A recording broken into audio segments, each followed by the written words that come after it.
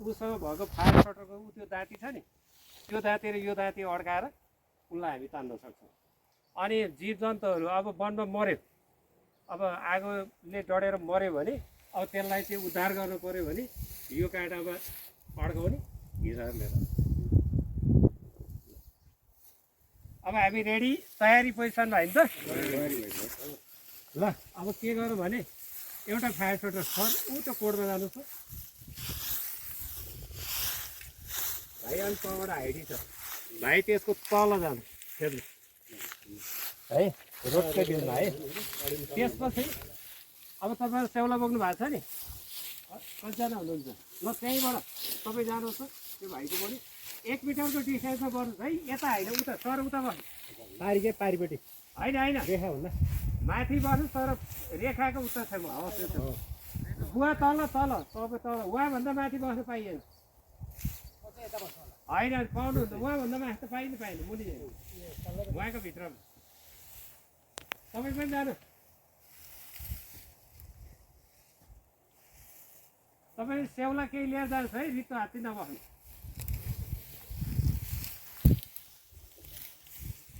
अब एकजना यही बस्नु, ऱ्याकेटवाला यही बस्नु। तपाईँ तल जानु, रोडको तल जानु। भिरमा अड्क्यो, उक्लिन छर्ने अवस्था भएर माछा रुख्छ भने यो लगाएर झ्याप्प रुखमा अड्काएर हामी यो डन्डीको सहायताले पनि जान सक्छौँ। कोही साथी तल फस्यो, हामी माथि यो रुखमा अड्क्यो भने हामी के हुन्छौँ, पछाडि लाउँछौँ। बोकेर हिँड्दाखेरि हामीले यसरी बोकेर हिँड्नु पऱ्यो, यसरी बोकेर हिँड्नु पऱ्यो। तपाईँ चिप्लिनु भने यो काँडाले तपाईँलाई असर गर्छ है। यो तरिकाले बोकेर जानु पऱ्यो है वनमा जाँदाखेरि। आगो निभुन जाँ, चाहे कोदालो बोक्नुहोस्, साबेल बोक्नुहोस् होइन, जे सामान बोक्नु गर्न यता ल्याउनु भएन, बोकेल्नु पऱ्यो। यसरी उठाएर हाल्नुभयो भने आफैलाई लाग्छ।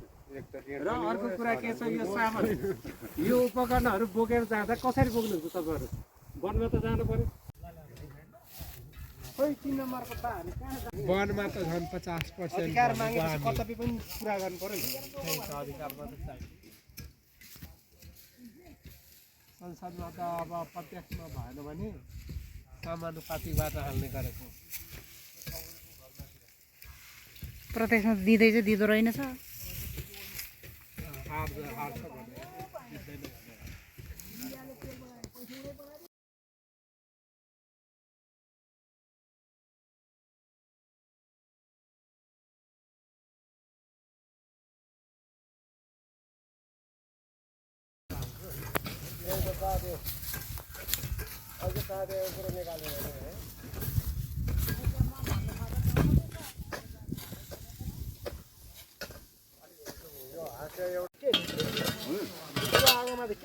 अगाडि हुत्याउने के दाइ?